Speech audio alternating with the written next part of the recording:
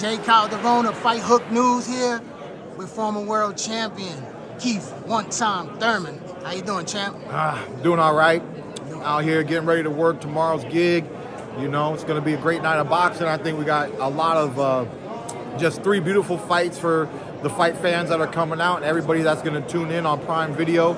So it's going to be a good night of boxing. It's going to be fun. It's very fortunate that I was here in Orlando. It wasn't Vegas. I didn't have to fly out. I just drove out here and just representing and up close and personal.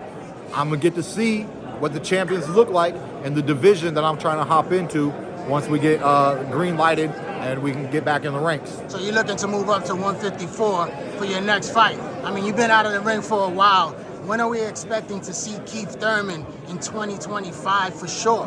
For sure, yeah, early. Whenever the dates open up and they want to put my name in the mix, I'm going to be ready, you know? So, you know, it's been a very, you know, boxing, not action-packed boxing year. A lot of rehab for 6 months with my bicep injury and everything.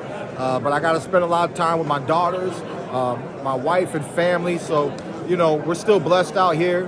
And I'm just looking forward to the future, you know, because it can't get, you know, once we get back, you know, and get reestablished, then big names should hit right away. So we'll see what happens. Now, Orlando is throwing a lot of fights over here, and you're very close to home in Tampa, a lot of fan base here. When can we see Keith Thurman?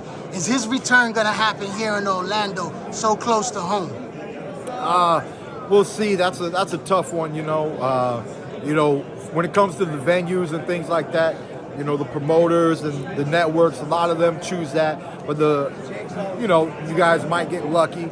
But what can I say, man? You know, Vegas, New York, California, big fights, big cities, you know. But I love Tampa Bay. I love fighting Collazo over there at the USF Sundome Arena. That was the last time, I just love getting all the love and the support and seeing the fight fans come out. So it's not like we haven't done it before, and I love the energy, and I would love to do it again. But like I said, man, once it's time to get back in the ring, I'm a yes man. I'm not going to be putting up fights of, is it here, is it there? I'm ready. Now, you were supposed to fight Tszyu back in March. Unfortunate, yeah. You know, you got injured, and then Sebastian Fundora got the opportunity to step in, and he became a world champion that night on an unfortunate accident in the ring where Tszyu was badly cut, but he also came with a good game plan as well, and he applied that jab, and he was able to secure victory. You know, what did you think about that fight? Boring. Really?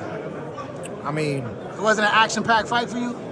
Blood and guts? The most excitement was the blood coming out of Tszyu's head. You know what I mean? So I don't mind the tactical approach, right? I mean, look, once we're watching fights, you know, you want to see something. I didn't see something, you know, but at the end of the day, you know, Fundora and their team had a game plan. They worked it to the end. They stayed out of harm's way. They didn't get touched.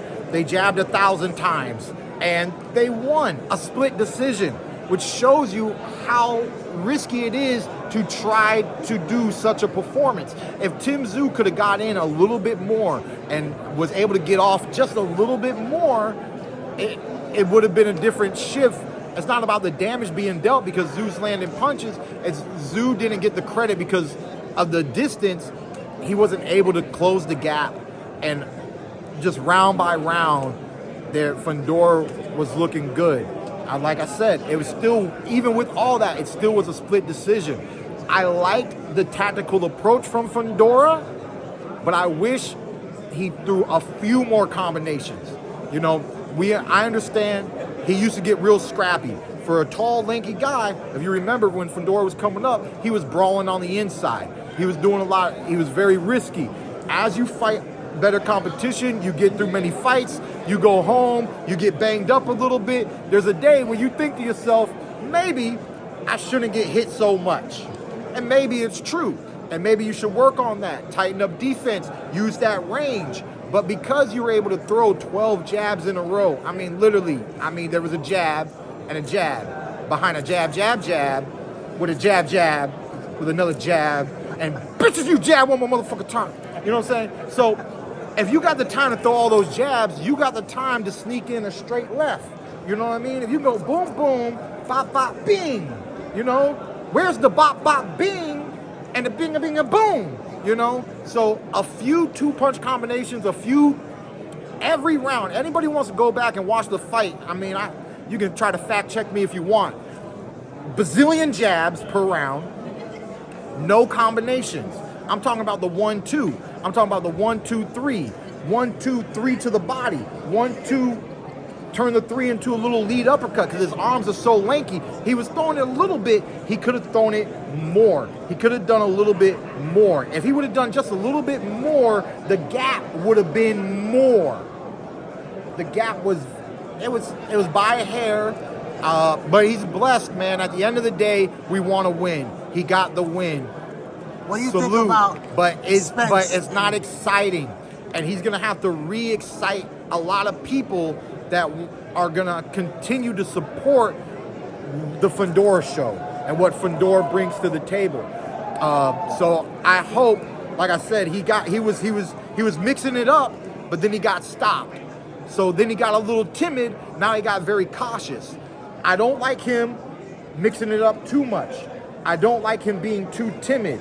If he can find that middle path, like a light switch, when to turn it on, when to turn it off, when to get into those pockets, how to keep them on the outside, but once you got them where you need them to be, bop, bop, bop, let it go, let it flow, and then stay back conservative. Bop, bop, conservative. Bop, bop, conservative. You feel comfortable, bop, bop, bop.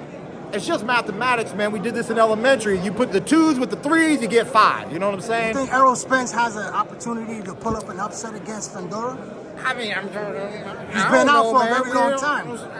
I don't care. We ain't never seen none of these welterweights, Keith Thurman, Spence, against this. Okay, we ain't never seen it. I don't care what you think, what you feel. It don't matter. We ain't never seen it. We don't know.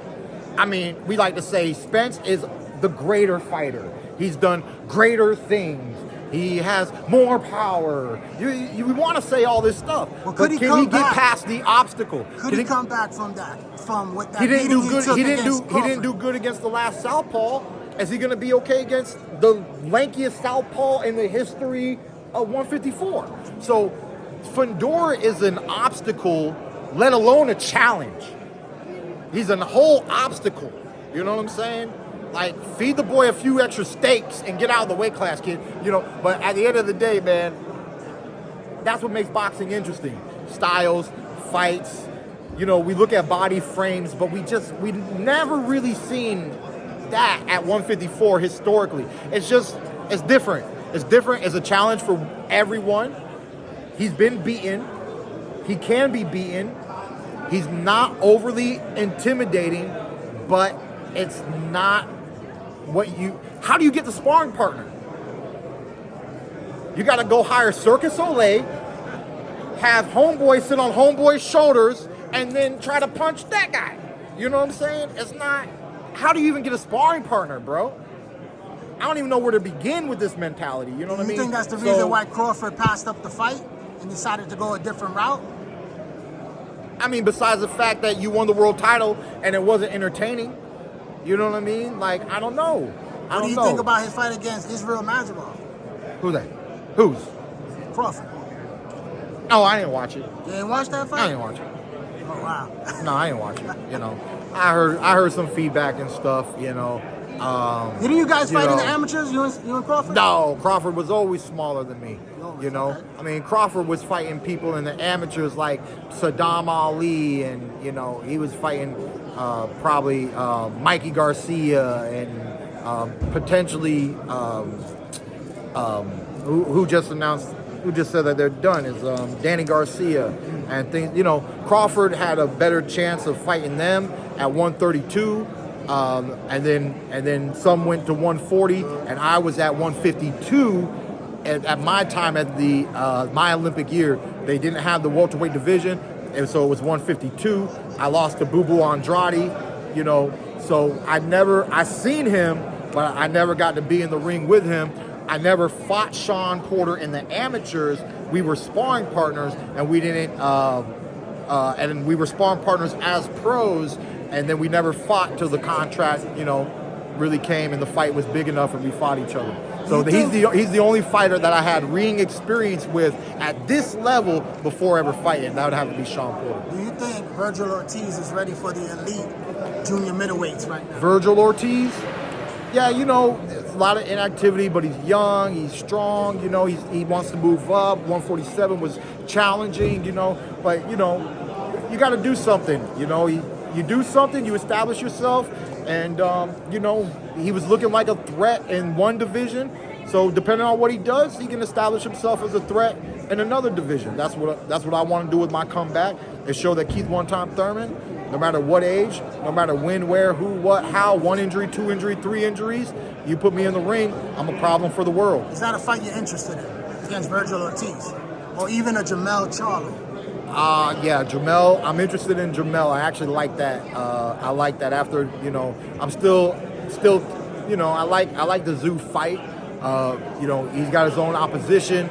Once he's back in a powerful bargaining chip, as he called it a few days ago, with having the belt, he says, I don't really think about the belt too much, but I like having it because of the position of power it puts you in as a bargaining chip and how easy it is to get big fights. So, we'll see, man. It's the world of boxing, baby. We got to take it day by day, play by play. Thanks, champ.